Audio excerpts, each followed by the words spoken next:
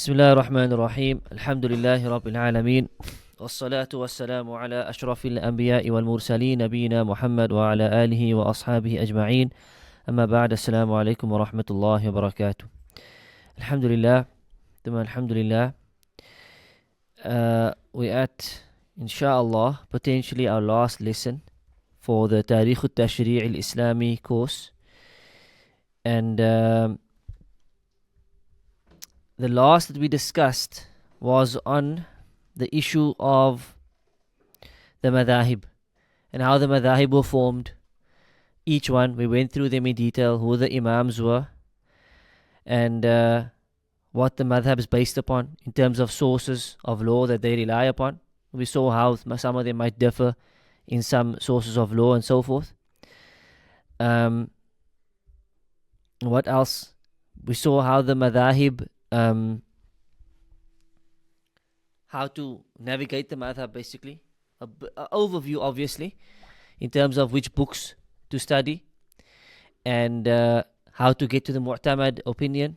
And I know we did this maybe just with the Shafi'iyya madhab and the Hanbali madhab. I don't think we went into that with the Hanafi madhab and the Maliki madhab. In terms of the Mu'tamad, how to find the opinion, official view. Ala kulli hal, that's basically brought us to where we're currently at, which is now the fifth stage. So we've been through 4 stages. The fifth stage is called consolidation. Ulama called it the consolidation era, which is from 334 after Hijrah to 656 after Hijrah. And this era lasted again approximately 322 years. So this is much longer than the previous eras that we looked at. In this 300 years, what happened to the condition of fiqh is what we want to look at, right? So this started with the decline of the Abbasid Caliphate and ends with the fall of the Abbasid Caliphate in 656 after Hijrah during the Mongol sack of Baghdad. So when they sacked Baghdad, when they basically attacked Baghdad, the Caliphate was destroyed. It was the end of the Abbasids. This is the end of this era that we are looking at. A general overview: this period began after the decline of the dynamic phase of Ijtihad and witnessed the formalization and codification of Islamic legal schools. Now, just to be clear, we broke down the previous era into the period of the major Imams and the period of the minor Imams, right? And we saw the differences between them. Then we discussed the four Madhahib in detail and so forth. So obviously, technically, those lessons was already overlapping into this era over here, because this era deals with the codification of the Madhahib.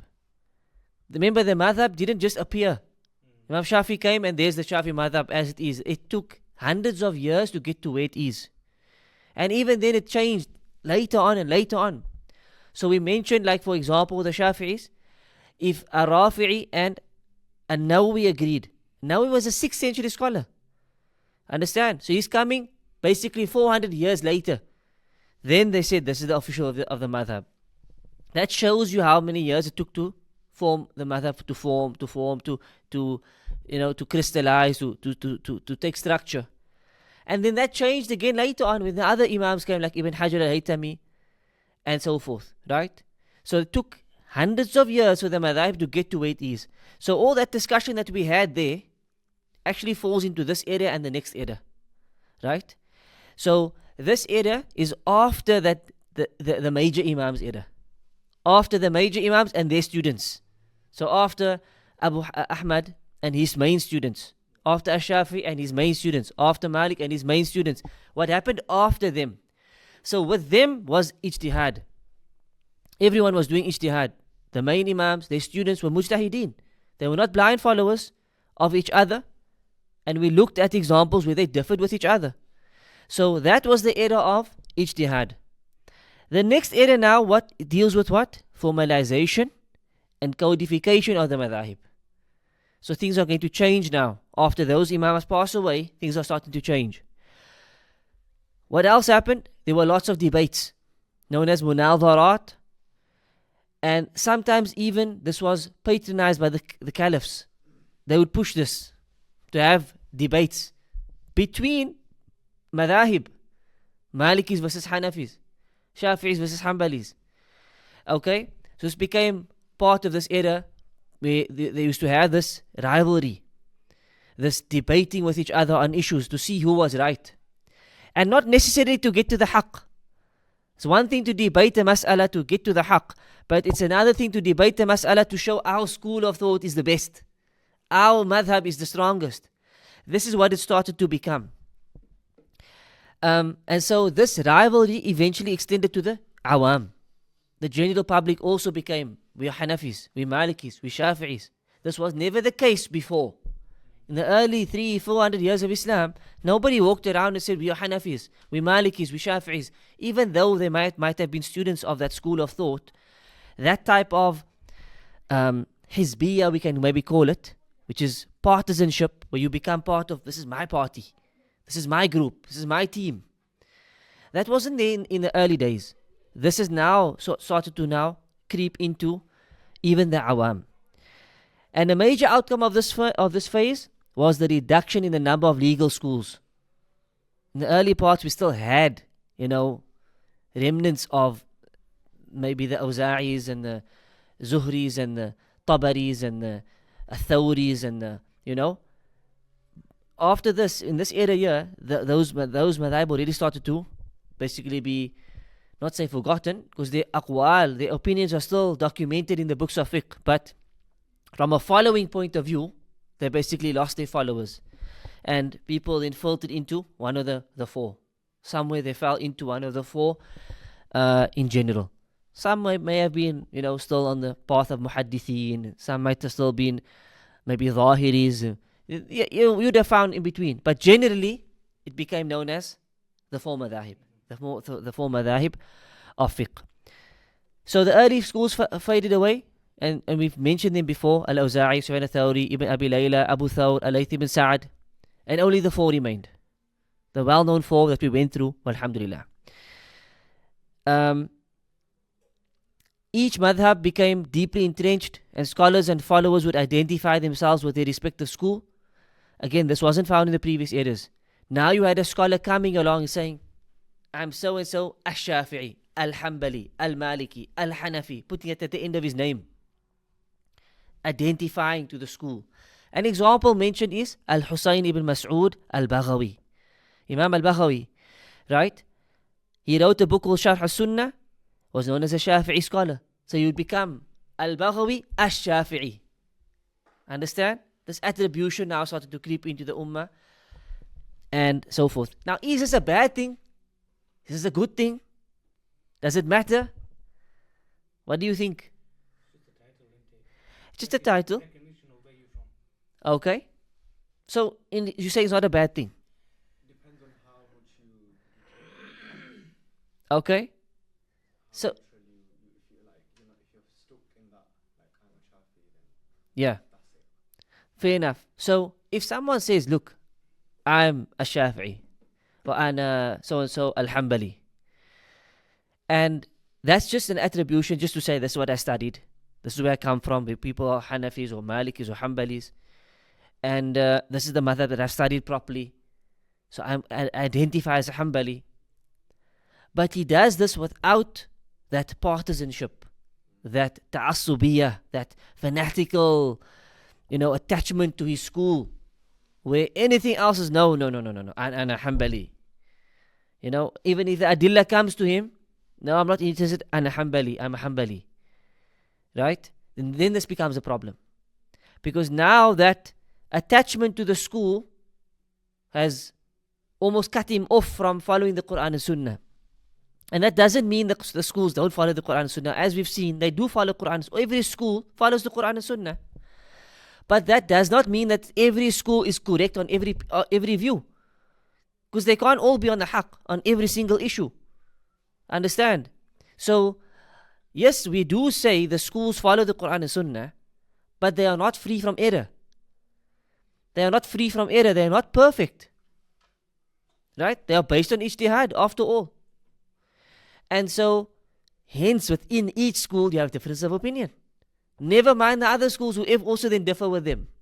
So, somebody, even if so we say there's no problem studying the madhahib. It's actually a good thing. it's a good thing to study the books of fiqh under the scholars of the Madhahib, because you get a proper understanding of the issues, right? It gives you a good guideline to follow, and you don't get lost just reading, not with no guidance. That's dangerous, right? But the problem is in the fanaticalness that comes in, that ta'assubiyah that comes in. So as long as that's not present, then there's no problem with this, right? So you look at people like Shaykh al-Islam Ibn Taymiyyah was a Hanbali. He's known to be a Hanbali scholar. He's part of the Hanbali school. He's contributed majorly towards the Hanbali school. But you look at the works of Ibn Taymiyyah, and he's differed with the madhab over and over with again, because his actual attachment is to what? The truth. We say the Quran and Sunnah, and that does not mean the madhab does not follow the Quran and Sunnah. But if he felt in these particular issues the madhab was wrong, then he is going to follow what's closer to the Quran and Sunnah, and that's how it should be. So this, whenever this issue comes up, people get very emotional and they start to make silly arguments. Like usually the people, we would say follow the Quran and Sunnah. Others would respond and say, so you say the schools don't follow Quran and Sunnah? Imam Shafi didn't follow Quran and Sunnah, Imam Ahmad didn't follow Quran and Sunnah, Imam Malik didn't follow Quran. And then that's not what we're saying. Understand? That's not what we intend by saying you need to follow the Quran and Sunnah. It just means that on each particular issue, your intention should be to follow the Quran and Sunnah. You can use the madhahib, no problem. Study the madhahib, no problem. But if you find that the madhab made a mistake, or you found that another school has a stronger dalil, a stronger evidence that this school is not using, then you should follow that. You should follow that. And like you always say, the clearest example is Raful Yadain towards the Hanafis. It's the clearest example. It's a simple, clear-cut issue. The Hanafis say you only do Raful Yadain once in the Salah for the Takbiratul Ihram. So before ruku, after ruku, they don't do it. And after the Tashahud, they don't do it. Khair. So they have a hadith that mentions the one from Abdullah bin Mas'ud. But there's da'f, weakness in the hadith. There's weakness in the hadith. And on the other end you have those who are saying you should do the Raful Yadain 3 or 4 times, like the Hanbalis and the Shafi'is. They bring you hadith of Abdullah bin Umar from Sahih Bukhari and Muslim that mention the Prophet ﷺ did the Raful Yadain 3-4 times in the Salah. If you are Hanafi and you studied the issue and you see our evidence says 1 and our evidence is weak, the evidence says 4 and the evidence is agreed upon. Hadith Bukhari and Muslim is muttafaqun alayh, agreed upon in terms of authenticity. And some of the scholars said these ahadith reach the level of tawatur. The highest level of authenticity has been narrated by so many different narrators in each level of the chain. It's so authentic you cannot dispute. Right? Why is it so difficult for me to say, okay, maybe this is what I should be doing? But this is where the problem comes in. But because I'm a Hanafi, I have to do it like this, irrespective of the hadith. And this is where we say your allegiance is now more towards your madhab than it is towards the authentic sunnah. And this is where it becomes a problem. Yeah. Do you think people are taught that way? Definitely. Yeah. They are taught that way. 100%. And the discussion is one of the exact same thing. And it says from the way you look at things, if you were brought upon narrations from Bukhari Muslim, you will not accept them because you will place the views of your mother, Imam Hanifa, for example. And Yeah. teachings, not just his teachings, but the students and so carries on. You will put him ahead of the Sunnah, which is incorrect because them two should come first, the Quran and Sunnah should come first. Yeah. He thought about it and he agreed to the fact that he doesn't follow Imam Hanifa as it is, that they follow their own mosque Yeah. and their family and their people. Now, in reality, the laymen today, they don't know anything about the madhab. They don't know what the madhab says, what books to go to, who the imams of the madhab was, nothing. So they just follow the local imam. They follow the local imam, what the people are doing, they follow. They don't really have a madhab in reality. And that's why our ulama always say, the madhab of the layman is the madhab of his mufti. the madhab of the layman is the madhab of his mufti. He doesn't have a madhab. He thinks he's a Shafi'i, but he has no idea what the Shafi'i madhab says or teaches or which books to go to or anything. So like, for example, if a Maliki Imam walks in and he has a question and he says, Shaykh, what do I do in this case? And he gives him a Maliki fatwa, he's going to take it. Because he doesn't know that's a Maliki. He doesn't know. He thinks, okay, and there's no problem with this. Because Allah did not say, go ask your madhab. Allah said, فَاسْأَلُوا أَهْلَ الذِّكْرِ. Ask the people of knowledge if you don't know. If you don't know. So, if he doesn't know, his job, his duty is now to go ask someone who knows. So he goes to the local sheikh. If that sheikh is a Hanafi and he's a Shafi'i, or a Maliki and he's a it doesn't matter. He's done his job, and that's ask.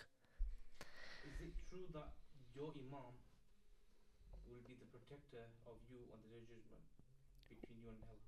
Because I was listening to Shaykh Al-Mollagee regarding the madhabs. He got asked a question about which madhab, should you follow one or whatnot. And he says for the layman people, they have to follow a madhab in accordance to what the imam follows. So they're trusted imam is follow that. So whatever he mentions and they follow, he will be your protector in the judgment, in the sense that he will be between you and hellfire. Because you've gone to your trusted imam and he's giving you the answer. Meaning, I think what he means by that is when you say your protector on the day of Qiyamah, it sounds a bit odd. What he means by this is, as a layman, you've done your job to ask. That's what Allah says you have to do in the Quran. You don't know? Go ask those who know. So, you have fulfilled your obligation. Understand? Yeah. Now, if he messed around, if he passed a false fatwa, that's on him, not on you. So you will not be liable, for example, on the day of Qiyamah, because you fulfilled your obligation of going to the person of knowledge. If he again was not a true scholar, or he was, faking knowledge or whatever, or just passing fatwa from his desires, that's on him, not on the layman. I think this is maybe what he means. I think that's what I saw. That's the sort of gist I got from that. But then obviously, what about when the Quran states if there's two people who differ, then you refer it to the Quran and Sunnah as that's the fairest solution. Right. Obviously, before that, he mentions to seek the Quran and Sunnah and those with authority amongst you. But then, if the two differ, then we refer it back to the Quran and Sunnah. And also, if that's the case, then would that not be classed as blind following? If I was just to go to my imam and say, what's the answer, I take it and then go back without even looking at it myself. Right. And then, sorry, just one more to add on that. Then, if that is the case, then what about the innovators? So those who innovate, they went into their trusted imam. Imam said, yep, Maulid is fine, and they go back and accept it. Where do they be placed then? So that's like a loaded question, right? But no, I get what you're saying. It's real world issues actually in reality. So firstly, like I said, the job of the layman is to ask those who know. That's number one. Number two, is it wajib for the layman to know the evidence or not? Because when you say that's blind following, what is blind following? Doing what your family does. Doing what your mosque does. Without looking into it yourself. Right? So the actual definition for taqleed, blind following, is قبول القول القائل بلا حجة. That's the definition that the scholars give it, which means you accept the opinion of a person without his evidence, without knowing the evidence. That's taqleed. So if you came to me and you said, Shaykh, this happened at home, and I touched my wife's hand. Is my wudu broken? I said, it's not broken. You say, okay, thank you. Right? You've accepted my view. You never asked me for dalil. I never gave you dalil. Technically, in that instance, you are doing taqleed of me. Why? Because you took my view without evidence. That's taqleed. So does the evidence have to be, can it be verbal, or do you have to physically show the evidence? No, it doesn't have to be physical. I mean, if I said to you, because of this, and I explained to you, khalas, I've given you the evidence, that's that. Now, this is where there's a dispute amongst the scholars. Does the layman have to know the dalil for everything? Are you with me? And some of the Ahl Hadith guys are very strict. They're like, no, taqleed is haram for everyone. No one's allowed to do taqleed. So therefore, you must find the evidence. If you just ask the Shaykh and you take it, then you're muqallid, and that's blameworthy. Other Mashaykh, again, have said, the laymen are muqallideen. The laymen are blind followers of the Shaykh that they ask. Because they're going to go, they're going to give them an answer, so they're going to take it. They're not going to ask for dalil. 9 times out of 10, they're not going to say, Shaykh, but why? What's the reasoning? They're just going to say, Shaykh, I need an answer. This is what's happening. What do we do? Do this. Thank you. Jazakallah khair. Off they go. 9 times out of 10, they're not going to ask for evidence. I think it's more people who have a bit more interest into the deen, or a bit more knowledgeable. They're trying to seek a bit of knowledge. They might be more, question things a bit, which is a good thing. So, for those who are questioning, right, they are seeking the evidences, which is a good thing, as I said. Now, this is, like I said, this is the dispute amongst the scholars, the laymen. Are they muqallideen or not? If we say they're muqallideen, then that's it. They'll be treated like muqallideen. So, when it comes to the innovators, this is why the scholars also differ between the alim and the layman. They never say the layman is mubtadi'ah. Have you noticed this? They won't say every single guy who does mawlid is an innovator. He's dal and he's misguided and he's misguiding others. And whereas when it comes to the leaders, they have a different ruling. Because those people don't have the excuse of ignorance. Understand?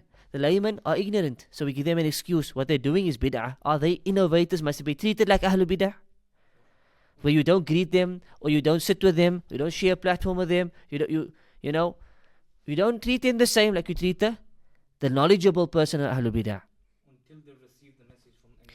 Unless then, yes. So, you see, now we're going to the next discussion, which is these people who are doing the mawlid, if the truth has come to them, someone's giving them da'wah and said to him, listen brother, what you're doing is actually innovation. And there's no evidence for it. And now he's told, you need to do some research. And he then chooses to follow his desires. So, no, but everyone does mawlid. My family does mawlid. My father's make mawlid, man. My grandfather, I'm doing mawlid. Right? Now he can be blameworthy. Now he can become blameworthy because the message reached him. So does he have the excuse of ignorance and say, I didn't know any better? It's not the case. Your message reached you, you should have made an effort. Understand? So, it's not the same for every person, put it that way. For some people, we just give them excuse of ignorance. For other people, we can see you've chosen to follow your desires. So the issue is different for him. You understand? So, with these type of masail, it's not the same for every person. The heads of Ahlul Bid'ah will be treated one way. Awam is treated another way. Students of knowledge should be treated another way. Understand? People who's been given, and this is why we leave Allah to judge them. Because Allah knows who's actually seeking the truth, who actually wants to follow the truth, who just wants to follow his desires, who has no intention of following the truth. So we leave it to Allah Azza wa Jal to judge them. Understand? We judge what's apparent in this dunya, but the rest is left to Allah. What was the other question? That was because the other one was about the verse, refer back to Allah and the Messenger. Right? Now again, for the layman, they don't do that. They're not going to do that. That's more for the scholars, students of knowledge. Awam, they don't have that idea of going back to the Quran and Sunnah. For them, they go back to the scholar. They expect the scholar to go back to the Quran and Sunnah. You with me? That's I'm talking the reality is that the laymen are not going to go back to the Quran and Sunnah. They're going to go to the scholar who they expect the scholar to have gone back to the Quran and Sunnah already when he gives them the answer. So, this is where it gets a bit confusing, Shaykh. So, for example, the Quran and the commandments and what's being mentioned to us is for all Muslims. Definitely. Yeah. So, what I've come across is that apparently 90 to 95% of Muslims globally are laymen. Okay. So, if that's the case and they have to go to a Shaykh, then them verses are not applied to us then. To 95% of Muslims, which means how can that be? I'm not saying it doesn't apply to you. It applies to everyone. I'm saying in terms of the dispute, right? How to derive dalil from those verses, how to understand the verses in light of other verses and hadith. That's for ulama. You with me? That's the job of the scholars. That's not for every other person. The verse will still apply to you in practice. When they give the fatwa, you're going to follow. But the issue of take your disputes back to the Quran and Sunnah is valid. Obviously, we go back to the Quran and Sunnah. And that's what it should be. But I'm saying for the lay person himself, he's not going to say, this guy said this guy said that, let me see what the Quran and Sunnah says. He should do that. Yes, he should do that. But in reality, he's just going to go to a sheikh and say, listen, I'm a bit confused. I see two views online. I saw one guy say this, online I said that. What should I do? And the sheikh's going to say, do this. He's not going to be the mujtahid and go to the Quran and Sunnah himself. He's going to go through the ulama. What I mean by he should is, ideally, what should the layman do? In the ideal, yes. What should he do? He should فَاسْأَلُوا أَهْلَ ذِكْرِ إِن كُنْتُمْ لَا تَعْلَمُونَ. And then Allah says what? بِالْبَيِّنَاتِ وَالزُّبُرِ. The next verse says بِالْبَيِّنَاتِ وَالزُّبُرِ. Ask those who know if you don't know. بِالْبَيِّنَاتِ. Ask them for scripture. Ask them for clarity, evidence. وَالزُّبُرِ. Give me scripture. So ultimately, ideally, a layman supposed to go, Shaykh, what's the ruling on this? And what's the dalil? You understand? If he's been taught correctly, he should have this idea. What's the ruling on this and why? Then the Shaykh should be saying to him, it doesn't break the wudu because there's no evidence in the Quran and Sunnah that says touching your wife breaks your wudu. That's the dalil. You with me? So now I've given you a ruling and hujjah and evidence. If the layman can do this, then that's perfect. But the reality is they don't do this. They just, the normal lay person is just going to say, what's the ruling? Thank you. Assalamu alaikum. They don't have even the thought of thinking, but why? Or what's the dalil? Or what's the evidence? What did Allah say in the Quran? What does the hadith say? They don't think that way. They haven't been taught to think that way. Ideally, they should do it. But they don't. So, what the layman should do is say, okay, Shaykh Amash told me that Mawlid is fard. Right? Shaykh Adam told me Mawlid is kufr. Right? And then Shaykh Awab came along and told me, no, it's in between, it's bid'ah. Right? And then Sufyan told me it's a bid'ah hasana. Shaykh Imran, what must I do? Can you please show me in the Quran and Sunnah what should I do? Show me from Quran and Sunnah what should I do? Now we break it down for him and say, okay, listen, let's go back to Quran and Sunnah. Is it kufr? It's not kufr. Adam's extreme. Khalas. Is it fard? There's no evidence for it. The Prophet didn't do it. Sahaba didn't do it. Fard, that's extreme. Another extreme. Chuck them out. You can't take those views. It's extreme. Then someone said it's bid'ah. Okay, that makes sense. There's nothing in Quran and Sunnah. So that means it's a bid'ah. And then you came and said, no, but Shaykh Sufyan from that mosque said it's bid'ah hasana. Now we're into another issue. Is there such a thing as bid'ah hasana? Break down the Quran Sunnah. There's no such thing. Brother, there's the evidence for you. It's a bid'ah. Why? Because there's no evidence for it. But it's not kufr. And it's not fard. And it's not sunnah. And it's ideally the layman should be like this. Where you're giving them they're coming to you and saying, take me through the Quran and Sunnah and show me. You know? But for them to go on them by themselves, I don't mind people researching, but to come to your own fatwa, to your own conclusion as a layman is not permissible. It's not permissible. You can't do your own ijtihad. Ijtihad, it needs qualification. It needs tools. You know? You take any other, if you're a surgeon, you don't just pick up the tools of the surgeon and say, let's go and start operating on someone. Right? You need to know how to use the tools. You need to know exactly what you're doing. How do I deal with this, with this, with this, with this? So, and that takes years of study. For example, the first key is Arabiya. You can't be doing ijtihad from Quran Sunnah and you're reading English translations. It just doesn't work. Understand? It doesn't work. Next thing is, you need to have usul al-fiqh.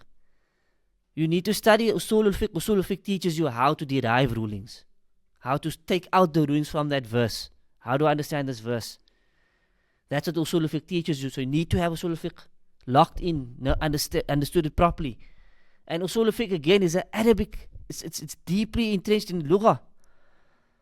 Because there's a whole section of usul al-fiqh that deals with Arabic language. You understand? Like, if the ism has this attached to it or that attached to it, then it's am. If the noun has a al, then it's am. Now we know this verse is general. If you don't know anything about Arabic, what's a ism? What's a al? What is am? You will just look at the verse and just read it and think. You understand? So there's so much that needs to be understood before one can actually start deriving rulings. So to say to the layman, just do your own research, see what the Quran says, see what the Sunnah says, that's a problem. It's not possible. They will definitely come and make more errors than what they're going to, be correcting. They'll make more errors than what they are correcting within reality. Because in the end, they're going to think contradictions, confusion. Then the hadith, one says da'if, one says hasan, one says, what now? There's so much in it. And even the scholars sometimes are sitting there scratching their heads thinking, oh, subhanAllah, this is, So, there must be this element of going back to Ahlul Ilm. But ideally, it should be, Shaykh, what's the dalil? Then you can say, I'm not a blind follower. If you've got the evidence of the Shaykh, then at least you can say, you know what, I'm not a muqallid. My Shaykh gave me the view and he gave me dalil. If he's given you dalil, at least you can say, I'm following him. Why? Because of the dalil. He showed me hadith in Bukhari and that's why I'm doing it. So I'm not blind following him. I'm following the evidence. I went to that Shaykh and that Shaykh gave me no evidence. So I'm not going to follow him. Shaykh, so after that point, it's not on the layman then, whatever you do in that aspect. So you fulfilled your obligation. So if that hadith is weak, If it's weak, if it's not actually in Bukhari, for example, or the Shaykh lied, that's upon him now. That's upon him now.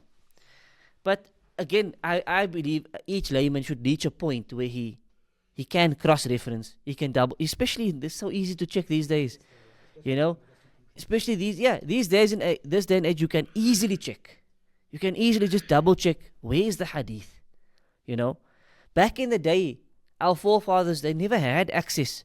They never had language, they never had translations, they never had anything. So we can understand they didn't have fair enough. Today's day and age, people don't have that excuse.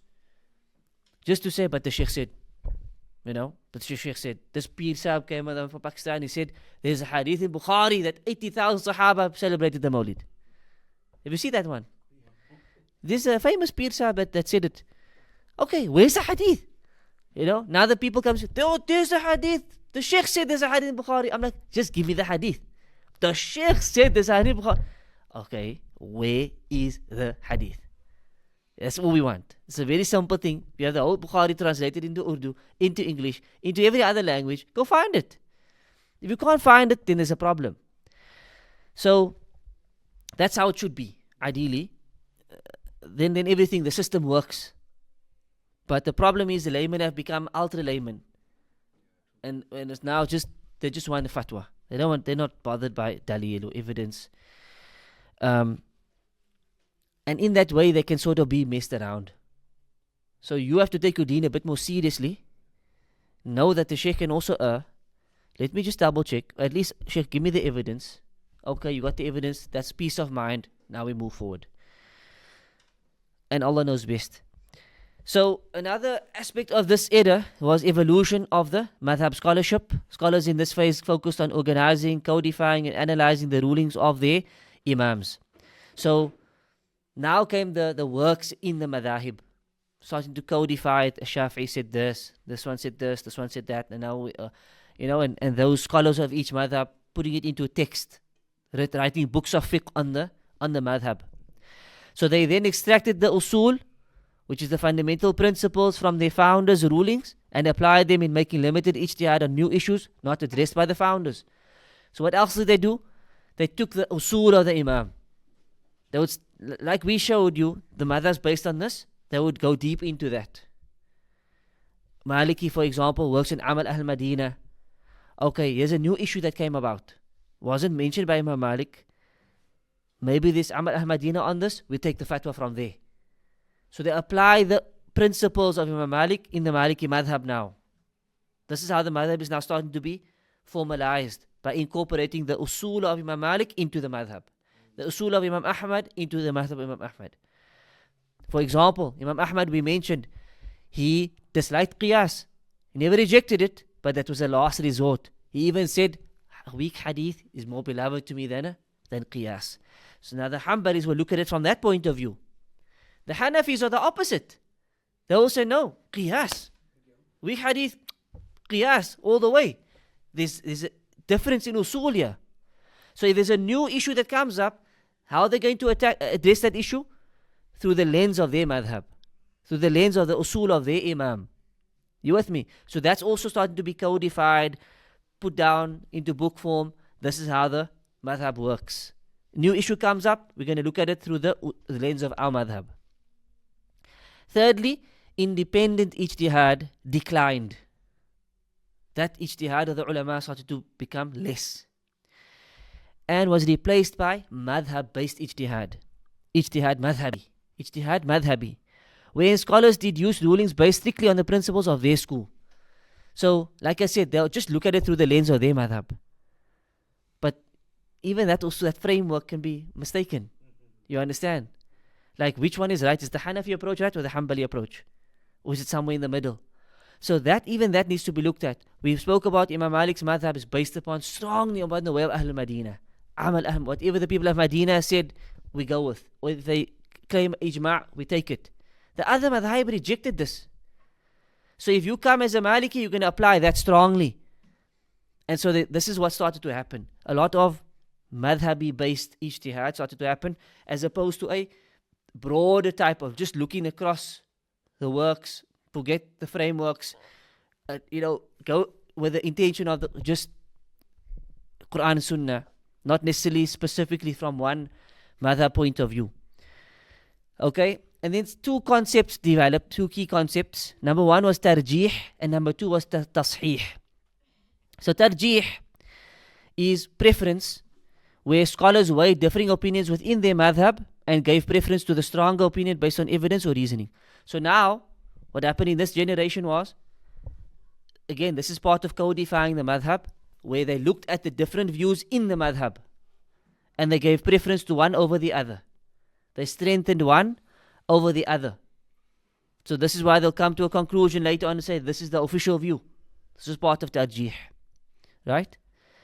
And tashih, authentication, this involved classifying narrations and rulings attributed to the founders, identifying strong versus weak attributions, and authenticating statements to ensure the integrity of legal references. Again, as a famous example would be the Hanbali madhab. Why? Because we mentioned this in the Hanbali madhab, that there was plenty of narrations from Imam Ahmad. On one particular issue, you might find 6 views of Imam Ahmad, 5 views of Imam Ahmad. So they'll say Imam Ahmad said this, and in one narration he said this, in one narration he said this, in one narration he said this, in one narration he said this. What view is actually Ahmad's view? They have to do tashih now. The Hanbali scholars will sit down and say, right, it's not this one, it's not this is most likely his view. Why? They'll look which student it came through, which student sat mostly with him, which student documented more from him, and so forth. They'll look at various reasoning and say this is most likely the actual view of Ahmad, not the other 3 views. So tashih had to be done, authenticating which was the actual view of the Imam. Shafi'i, qawl qadim, qawl jadid. He had his old view and his new view. What is his actual view? Now they had to sit with it and say, well, that comes in Kitab al-Hujjah, this comes in Kitab al-Umm. 2 books Shafi'i wrote. Hujjah was his early madhab, was the later madhab. It comes in this is the view of Shafi'i. And we can say that's his old view. After tashih, they could do these things. Right? So that was important. Note for students, this level of detailed scrutiny was important to avoid misattribution and confusion within a madhab. Right? So that the followers of the madhab also knew what the actual view was, and they wouldn't be confused.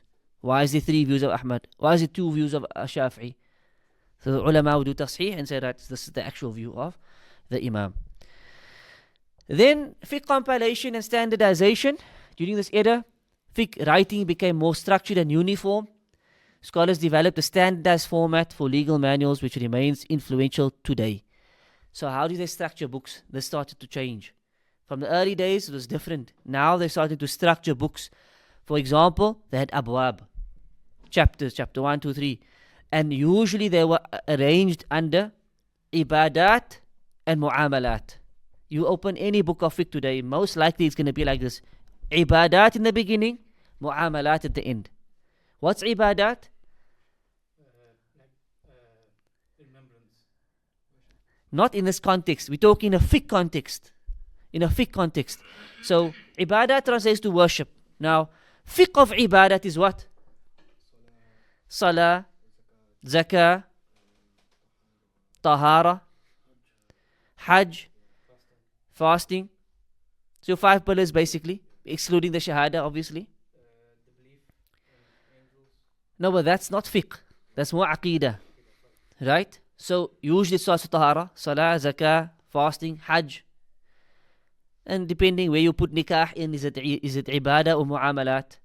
Fiqh of nikah comes in. But that will be your standard fiqh of ibadat. Sometimes people teach fiqh, they only teach fiqh al-ibadat because that's the most important. Teach you how to worship Allah. Mu'amalat deals with other issues. Mu'amalat is your transactions. So you study fiqh al-buyu', how to trade, what type of trading is halal, what type of trading is haram. You don't find these classes that often, isn't it so? You find lots of tahara and salah and zakah. You don't find people teaching buyu' very often. Fiqh al-jihad, fiqh like I said, nikah and talaq. Some add it into ibadat, some say it's mu'amalat. And then you get other chapters like adab. You get what else? Hudud, like punishments. Bay' is buyu'. Bay' and buyu', same thing. Like, you know, your legal punishments. If you did this, what happens to you legally? For example. Also, like, what's the other issue? You know, retribution, blood money, diya, all those things comes up towards the end of the books of fiqh, right? So this structure started to come about, where they started to write books of fiqh like this, according to fiqh al-ibadat and then mu'amalat. Then there was obviously the sectarian influence in scholarly works. Many scholars authored works extolling the virtues and methods of their own imams and madhahib, often refuting other schools in the process. So it became now became that fanatical approach where, we are the Shafi'is, well, this is why the Shafi madhab is the best, or our imam is better than this one because of this. There was this aspect that also started to creep in. A lot of pride and stuff in that. Definitely, lots of pride. This is who we are, Books of khilaf were also compiled, document areas of disagreement with detailed proofs provided to support one's own madhab and critique others. So they'll mention this difference of opinion here, but our madhab says this and this is why it's the best. This is why this view is the strongest. Right? Now this is okay if the intention is to get to the haqq. If the intention is to support the madhab only, then this is a problem. Okay? So a summary of this stage was 334 to 656 after Hijrah. The key event ending was at the fall of Baghdad by the Mongols. The fiqh trend was codification, systemization, and narrowing of Ijtihad. Ijtihad became less. Became more madhabi based, right? Remaining madhab was only the 4. Scholarly focus became madhab based Ijtihad, tarjih, tasheeh, and polemics. Tarjih, we explained, was to give preference. Tasheeh was authentication. Polemics was the, we are this and this is who we are. That became a trend. Amongst not everyone, we're not saying every alim in this area was like this. There's a trend, meaning people started to come about. And then the legacy left behind was standard fiqh book structure. This is how the fiqh books are. Until today, it's like this. Right? Lasting influence on Islamic jurisprudence. So a reflection for students, this phase represents both a strength and a weakness in Islamic legal history. On one hand, it ensured the preservation and organization of vast legal knowledge. That's a good thing. That systemization, codification of the madhahib is not a bad thing. Tarjih and tasheeh of what the ulama said is a good thing. So on the one hand, that's a good thing. It benefited the ummah. On the other hand, it saw a decline in intellectual openness. That open ijtihad approach to the deen. And we found the door of Ijtihad starting to become closed. And this rigidness in following the madhab started to settle in. So understanding the stage helps students appreciate the development of fiqh, while being aware of the need for revival and re-engagement with the sources, the Quran Sunnah, as practiced by the earlier scholars. Tayyib. Then we move on to the sixth stage, which is the final stage. Ulama refer to it as stagnation and decline. Stagnation and decline. So it's from 656 of the Hijrah up until present day. Looking at over 800 years. This phase began with the fall of the Abbasid Caliphate during the Mongol sacking of Baghdad, which resulted in the execution of the last Caliph, Al-Musta'sim. It extended into the rise of the Ottoman Empire and has continued in many aspects until the modern era. Although it's marked by political upheaval and the decline of centralized Islamic rule, this era is mainly categorized by a widespread stagnation in Islamic legal scholarship, blind adherence to Madhahib, and the near complete closure of the door of Ijtihad. So, after 656 now we're looking at the last 800 years of the Ummah. Way after the Madhahib, basically the Madhahibs are settled for the most part. Some of the big scholars are still going to come, like Ibn Taymiyyahs and Ibn Hajar al-Haytami's of the Shafi'is, the big contributors to the Shafi'i madhab. They still come and change things up here and there, do some more tasheeh, more tarjeeh. But for the most part, the madhahib are established. They got followers in different regions and so forth. So key characteristics of this era: dominance of Taqleed. Now Taqleed becomes set. Hanafis are Hanafis, Malikis are Malikis, Shafi'is, Hanbalis, each one just following his own school. It became strict. It became a sign of your deen, almost. The deen became confined to these four schools. Before this generation, it was not like this. Now it's become confined. What are you? You Sunni? Okay. Well, okay, let me not use that word. Normally Sunni means, by the way, normally Sunni means what? Huh? What else? Not Shia, thank you. In the rest of the world, Sunni means you're not Shia. So you're either Sunni or Shia. Yeah, Sunni means Sufi. Right? Sunni here means Sufi. We don't mean that. We mean, okay, you're a Sunni Muslim, not a Shia Muslim. So what type of Muslim are you? So people expect you either to say Hanafi, Maliki, Shafi or Hanbali. That's your Sunni Muslim. Before it was not like this. Early days of Islam was not like this. It's only now the last, you can say 800, 900 years of the deen when it became like this. Okay? So sectarianism kicked in.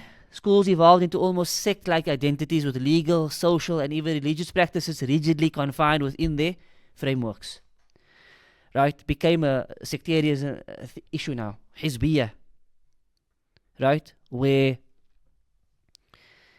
it affected, many things. For example, who leads the salah in the masjid? If you're not Hanafi, you can't lead the salah in this mosque. Must be Hanafi to lead it. You can be Aqra, A'lam, doesn't matter. What does the hadith say? Who should lead the salah? What does the hadith say? The Qari.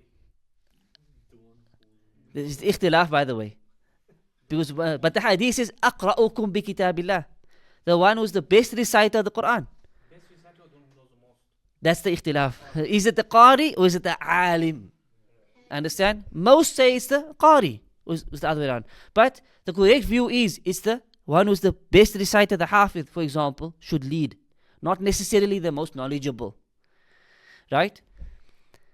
But today, in some masajid, you can be A'lam wa Aqra. You can be most knowledgeable and you can be the best reciter. If you're not Hanafi, you're not leading the salah. It happens. Why? Because it's sectarianism. We need a Hanafi to lead the prayer. Right? That's a problem. You've left off the hadith and you're sticking to madhab based who leads the salah. Mushkila. What else happens? Nikah. Nikah. Brother wants to marry his sister, what happens? We Hanafi, brother. You can't come with that madhab here. You want to come with your Ahl Hadith, you want to come with your Shafi madhab. We Hanafis. If you're not Hanafi, you can't marry my daughter. Change, you become Hanafi. Almost like take a new Shahada. Take a new Shahada, that I bear witness and none with the and the Prophet and that the Hanafi madhab is my way of life. Now you can marry my daughter. Right? That's obviously a joke, but it's almost like that. It's almost like that, where again, what does the hadith say? Hadith doesn't talk about this. If you're happy with someone's religious state, then you should marry your daughter to him. Doesn't matter what madhab he follows. If he's a good person, a righteous, upright person, you marry your daughter to him. This doesn't now go into Aqidah, by the way. So a guy comes with Shia and says, oh, but it's a good guy, man. No. Not talking about Aqidah here. We're talking about, is the person upon the Quran and Sunnah? Is he a religious person? That's good enough. But this concept of, but what madhab does he follow, was never part of the discussion. It was not part of the ummah before this. And many other issues, obviously, it affected the way people dealt with each other and so forth. There was a major decline in fiqh, dynamism. Scholarship became focused on commentary, repetition, rather than fresh reasoning and application of divine sources. So now, because we're Hanafi, we got our Hanafi books, we stick to those books. Let's write a commentary on this Hanafi book. Instead of a Shaykh maybe, doing more Ijtihad, looking at new issues, focus on the Hanafi madhab, focus on the Shafi madhab. Let's write a commentary on the Shafi. A commentary on the commentary.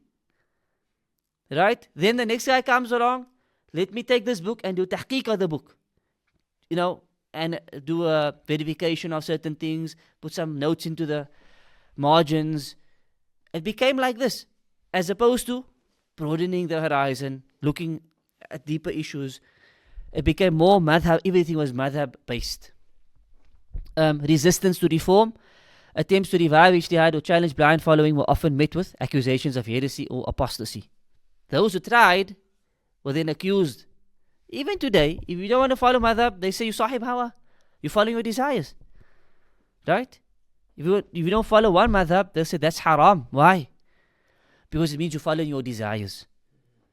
And this happened to me. I had a person tell me this, a Shaykh tell me this. In South Africa, he said to me, which madhab do you follow? I said, I don't follow one particular madhab. I follow the evidence. If I find the evidence there, I'll follow it. He said, no, that's following desires. I said to him, Shaykh, how can it be following desires? If I'm following the dalil, how can it be following desires? He said, no, the ulama told me. He goes back to his scholars. But that shows how he's been taught. How he was what? Taught. He's been taught to think like this. That if you don't follow madhab, you follow desires. That's the go-to. That's how they taught. If you don't follow, you follow that person follow desires. Yeah, that's how they've been drilled. I'm saying to him, it's not like that. Think. Start using your mind. Allah's given you an aql. Use it. It's not like that. No. If you're not following madhab, you follow it. Okay, let's get it. And I use the Rafi as an example with him. Let's look at an example. Here's the evidences. Wallahi, I told him the hadith is weak. He said, you know what? I know it's weak. He tells me, I know it's weak. I said, so you know the hadith is weak? I said, yeah. It's okay. Hadith Bukhari Muslim. For me, I'm going to follow the hadith. How can that be following my desires? How can it be following desires? I'm following hadith. No, the ulama said this. I'm like, I'm asking you about the hadith, not what your scholars said. Forget your scholars. Give me an answer, a knowledge-based answer. And what did he say? He said something along the lines of, it's a beautiful thing when people follow different madhahib. And I was like, that doesn't make sense. Literally, it makes no sense. Like, is it not more beautiful we all follow the sunnah? Like the clear sunnah? And then he said, oh no, I need to leave, and he left. But it just shows he doesn't think. This is an elderly guy. He's actually passed away now, rahimahullah. Half of the Quran, where he's good is good. But like when it comes to they don't think.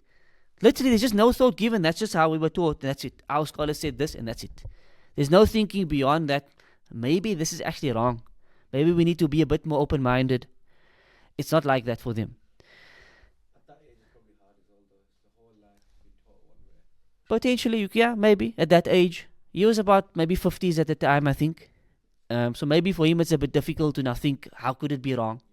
And that's the thing that all of them face. How can all our sheikhs be wrong? And that's where they get stuck. All of them, even Aqidah issues, even Bid'ah issues. The answer will be, but how can all the sheikhs be wrong? How can you be right and they're all wrong? That's usually what happens. I remember I had this debate in Medina once with a guy who came on Umrah as well. And we met, and he's a staunch Hanafi Tablighi guy. It's hardcore guys. And he also told me, be careful studying in a Wahabi institution. I said, yeah, well, we follow the Quran Sunnah, it's nothing. What's the issue? And this came up, and Madhahib was the main thing. And I brought this issue again up, Raful Adain. Because it's the easiest issue to catch a person out. It's so easy. And he was like, no, the ulama said. And I'm like, come on, man. I'm telling you, the Prophet ﷺ said. So I said, listen, man. Khalas, you have your view, I have my view. He said, yeah, no problem. I said, okay, we're going to go pray together in our Masjid Nabawi. He said, yeah, definitely. I said, we're going to stand next to each other, side by side. He said, no problem. We're still united, Like, yeah. I said, at the same time, you're going to see me do things in the salah that you're not going to do. Just remember, I'm following the sunnah and you're not. And this brother just looked at me like, almost like, how dare you say that? I said, but it's the truth. It's the truth. I'm going to do things in the prayer that you refuse to do. And the reason I'm doing it because of those authentic hadith that said this, and you don't have an authentic hadith that say this. So, just to make him think, I said this to him, not to attack him, but it's just to make him think like, maybe I should actually consider this, as opposed to just blind following my scholars. And our ulama said, yeah, Shaykh, if each one says this, then the Shia also come and pray because his ulama told him that. And the Brelvi's ulama told him that. And your Sheikhs and our Sheikhs, everyone got ulama. So let everyone just do their own thing because the ulama said. And that's why Allah said, فَإِن تَنَازَعْتُمْ فِي شَيْءٍ فَرُدُّوا إِلَى اللَّهِ وَرَسُولِهِ. That if you're going to differ, go back to Quran and Sunnah. Not back to your Shaykh and your Shaykh and your Shaykh and your Shaykh. So ultimately people are supposed to be wanting to go back to Quran and Sunnah, but in reality they don't have that raghbah. They don't have that desire to actually go back to the Quran and Sunnah, which is the problem. And this problem is what we are talking about here. That has reached them through this, with this idea of just follow the madhab. Just follow your Shaykh. Be a blind follower. And that's stagnation, it's decline. And that's the whole point of what we are, why we're highlighting this. So it has taken people away from the Quran and Sunnah. You understand? This, again, is not saying the Madhahib is not based on Quran and Sunnah. They do follow Quran and Sunnah. But the people have been turned away from the Quran and Sunnah as a result of this ta'asubiyah and taqleed that has been pushed upon them. And that's the sad thing, the sad reality of what has happened. So the spread of taqleed, a key turning point of this era was the formal and collective closure of the door of Ijtihad by the scholars of the time, who justified this on the grounds that all possible legal issues had already been addressed by the early scholars. So they came and said, look, everything's been addressed already. Ibadat's done, been discussed. All these fiqh issues have been discussed. Why do we have to do ijtihad? Our duty is just to follow what the previous scholars have said. Understand? So they shut the door to ijtihad because of this. And that led to the taqleedi approach to the deen. Just the blind attached to the follow your madhab and khalas. They've done the hard work. Your job is just to follow. Right? The consequences of this, it became a widespread belief that following one of the four madhahib was necessary for valid Islam. Now it came to that point, as I explained earlier. If you're not one of the four, then brother, what are you? Are you actually Muslim? They'll actually doubt your Islam if you're not a follower of a madhab. What else happened? Deviation from a madhab or switching between madhab was viewed as a grave innovation. That the sunnah now became like bid'ah. Trying to follow the sunnah became deviance. You are following your desires, but your intention is to follow the sunnah. You're following the way of Abu Hanifa, actually, of Malik, Ash-Shafi'i, of Ahmad. That's their madhab. Right? And that's why all of them would have these quotes, and when they would say, إِذَا صَحَّ الْحَدِيث فَهُوَ مَذْهَبِي. Like Ash-Shafi'i said, if the hadith is authentic, then that's my madhab. Then that's my madhab. Because he's teaching you, this is my madhab, follow the hadith. Right? Imam Ahmad would say, don't take from me, لا تقلدني, don't blind follow me. ولا تقلد الشافعي ولا الثوري ولا. And he mentioned these great imams. Don't blind follow them. Don't blind follow Thawri. Don't blind follow Sha'ri. Take from where they took. Take from the Quran and the Sunnah. All of the imams said this. A famous statement of Imam Malik was, كل عالم يؤخذ عنه ويرد. Every alim at times will take from him, and at times we will what? We reject from him. إلا صاحب هذا القبر. He said, except for the occupant of that grave. And he pointed to the grave of Rasulullah sallallahu alaihi wasallam. That if it comes from him, we take it. على رأس والعين, we take it. There's no dispute. If the hadith is there, that's our madhab.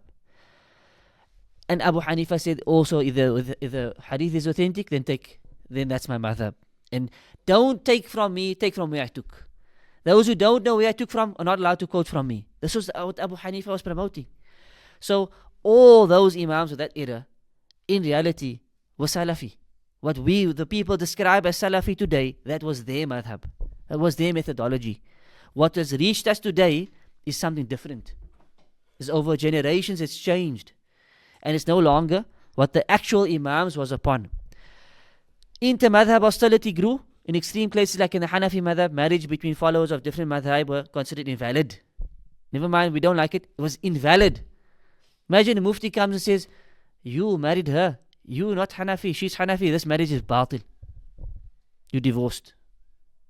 You divorced. The marriage doesn't count. That's the extremism some people would go to. Not everyone, but some people would go to. Okay? So inter-madhab hostility was another result of this Taqleedi approach. In many masajid, followers refused to pray behind imams from other madhahib, leading to separate prayer niches for each school, including in Al-Masjid Al-Haram in Mecca. This even happened in Mecca. Not 1,000 years ago. Not 1,000 years ago. 200 years ago. Maybe 250, 300 years ago. Right? This was the case. And I put a picture in there for you in the notes. This you can find on Google.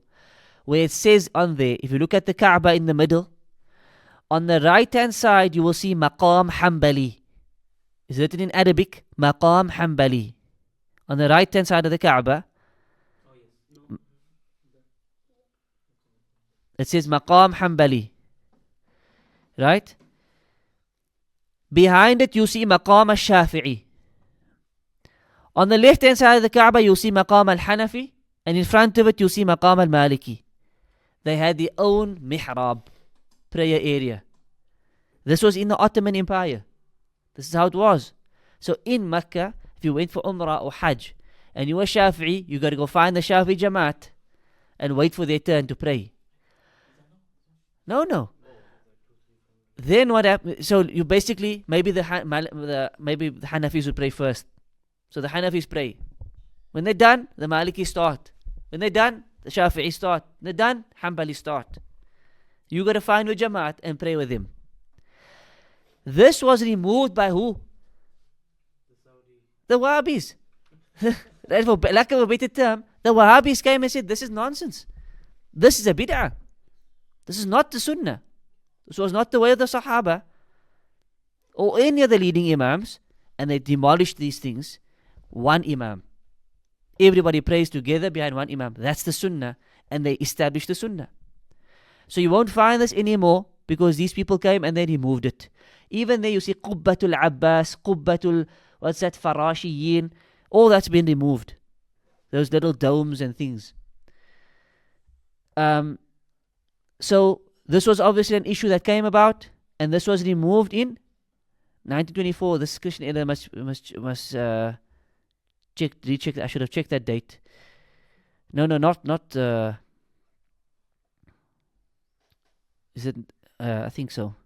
Ala kulli hal, not that long ago, right? Where this was eventually removed by King Abdul Aziz ibn Saud. King Abdul Aziz ibn Saud. That again is just a result of fanaticism towards the Madhahib, as you can see over there. Causes of this Taqleed Well, couple of factors contributed to this. Number one, completion and codification of fiqh. So they claim that everything was already discussed. There's no room left for ijtihad. So they shut the doors. Secondly, decline of a centralized Islamic governance. Abbasids were destroyed. And the Ummah then got into smaller fragments. Rulers were more concerned with power than religious reform or legal revival. And even the Ottomans, they never conquered the whole world, like ruled all the Muslim countries. There were parts of the Muslim Ummah that were not under the Ottoman Empire, right? State-imposed madhab loyalty. Each mini-state adopted an official madhab. So like the Malikis were in Spain, Hanafis in Turkey and India. And only scholars of that madhab were appointed to judicial positions. Then we have... Salam. Salam.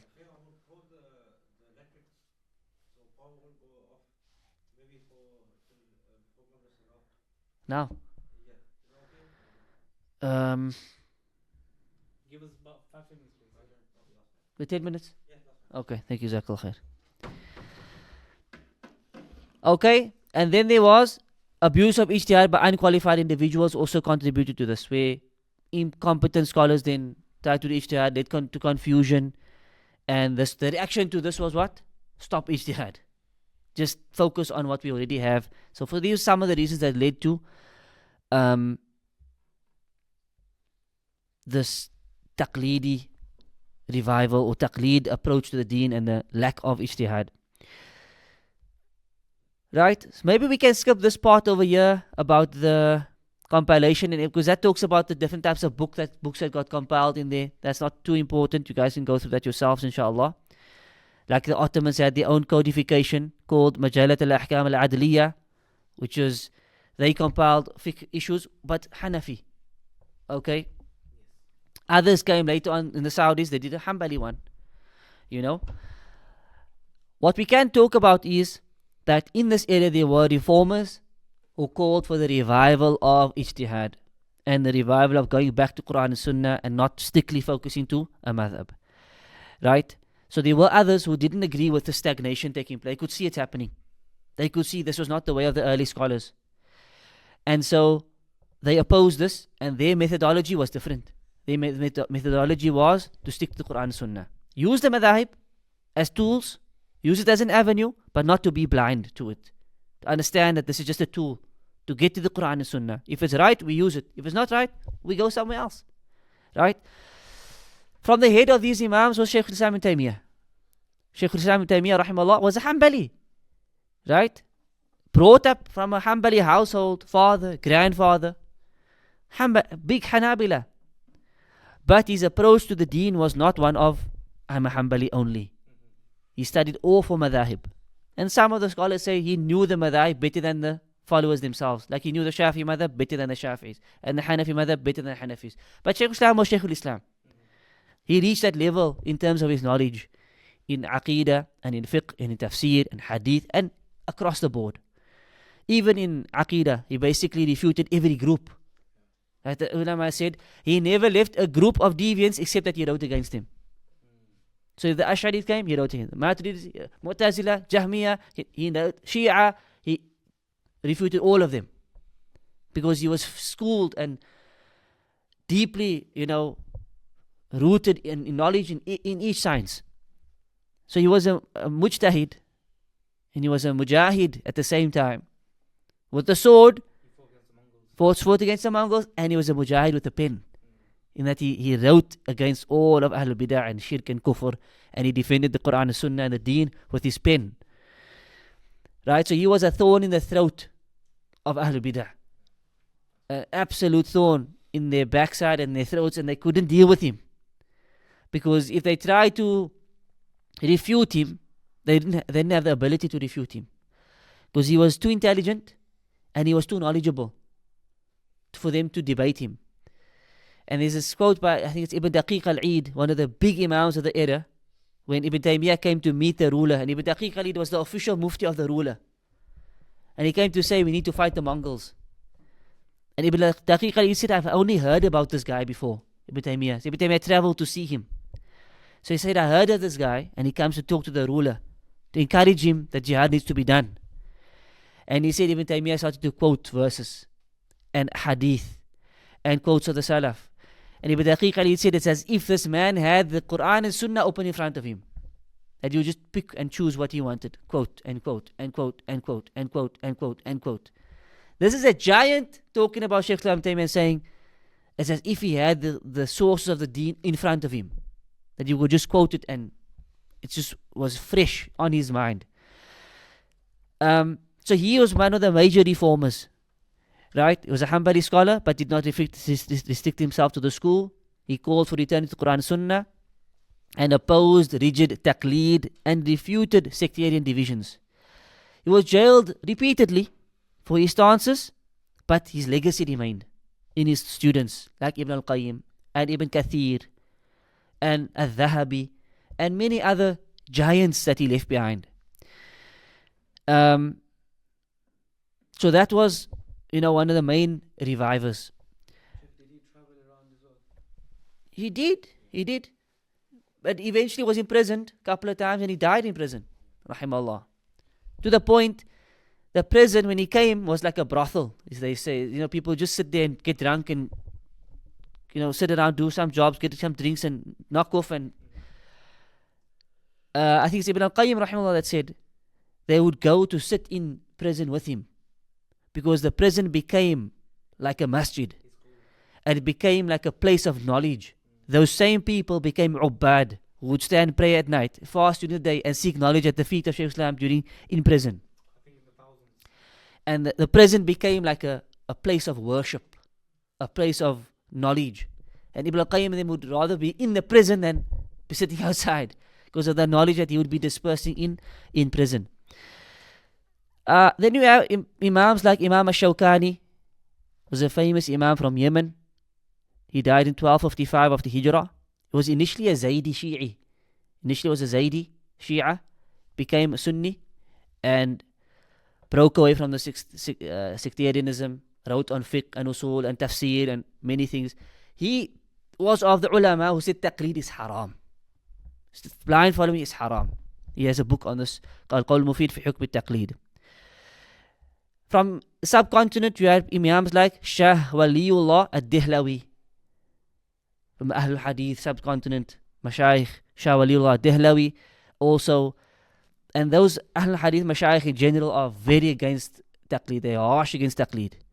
So al-Dihlawi came, and then after them you had the Mubarak Furis and many other Mashayikh from the subcontinent that came and pushed their similar methodology. From the more modern day revivers, Shaykh, you could add Ibn Abdul Wahhab in there as well. You could add Shaykh Muhammad Nasir al-Albani, was also big in reviving hadith. And if you look at like the work Albani did, subhanallah, like the way he revived the science of hadith alone, never mind the fiqh, but the science of hadith also faced the stagnation. Stagnation, just quoting hadith from previous and that's it. But Albani revived this big time, going back to and doing tasheeh himself and tad'if himself, authenticating a hadith. And he gets criticized for it. How dare he authenticates Bukhari? But that was his job. I want to go through the books. Not to criticize Bukhari, never did. But he got criticized for these things. But Shaykh Albani's love and passion was hadith. So he went through whatever he could go through, he went through. Today we have checked Tirmidhi, Ibn Majah, Abu Dawood, Nasa'i. He checked them. Before we didn't have it. We just had Nasa'i. But that book is mixed with weak, Sahih. Albani's efforts just to, the way he revived the science of hadith he was a major mujaddid, a major reviver, without any doubt. And many others came after him as well. Then following that same benefiting from his revival basically. So much so, I saw a comment recently and I agree with this 100%. This brother said the victory of the Salafi da'wah is seen that even Ahl Bidah are starting to quote hadith. Even Ahl Bidah are starting to say hadith is weak or sahih. Previously they would just quote anything. They just quote anything. They won't bother with, but because the Ahl Hadith, the Salafiyun said, no, that's da'if. It's fabricated. There's the research, it's done. It's forced them to actually go back to the sources. And actually I need to bring a hadith here because these people are going to jump on me. So that's part of the reviving that we're talking about. That revival of the Quran and Sunnah, going back to the sources. And so there were many other revivers. Let's just mention a few of them that actually went against that trend. And I think we can see fruits of that. So we can see the fruits of Albani's works, Bin Baz, Ibn Uthaymin. You can see the fruits of Ibn Abdul Wahab, the fruits of Shaykh al-Islam, Shawkani, the subcontinent ulama. This, what we're seeing today of people loving hadith and Quran and Sunnah, is on the backs of their efforts of reviving this call to come back to Quran and Sunnah. So, alhamdulillah, that has definitely happened as well. There's a major stagnation and decline. On the other end, there are these reformers that have fought back and said, no, we have to go back to the Quran and Sunnah. That should be the deen, Not to say, our madhab says. Why can't you quote the same ruling and say, there's hadith for it? This is what I follow because the hadith says this. Why must it be I follow this because the Shafi madhab said this? I can say, this is what I follow, here's the hadith. What's better than that? You understand? That's true knowledge. As Imam Ibn al-Qayyim rahimahullah said, Al-ilmu ma qala Allah wa qala Rasul wa qala Sahaba. The true knowledge is what Allah said, the Messenger said, and the Sahaba said. So once you can say, this is the ruling, here's the dalil. That's ilm. That's true ilm. But quoting ulama, that's part of knowledge. Yes, it's important. But actual knowledge is knowledge of wahi. It's knowledge of the Quran and Sunnah. That's real knowledge. No one can overcome that. Aqwal of ulama is good, but sometimes it's right, sometimes it's wrong. Wahi cannot be wrong. So once you have got the wahi on your side, you substantiate your view with Quran and Sunnah, khalas, you can't go wrong. Understand? Wallahu a'lam. That brings us to the end of our course. Alhamdulillah. I believe it was beneficial, and we took some benefit from it from a different angle of knowledge and so forth. Alhamdulillah. Now I wanted to discuss what we're going to do next. I don't know if this time now with the electric going to go off. Maybe we can discuss it in the group or maybe outside. Inshallah ta'ala. But let's just wrap up. Yeah, let's wrap up and then we can, just to make sure everything's done, and we can take the discussion after that. Inshallah. Barakallahu fikum wa sallallahu ala nabiyyina Muhammad wa ala alihi wa sahbihi ajma'in. Subhanakallahumma wa bihamdik. Ashhadu an la ilaha illa anta astaghfiruka wa atubu ilaik. Wassalamu alaikum wa rahmatullahi wa barakatuh.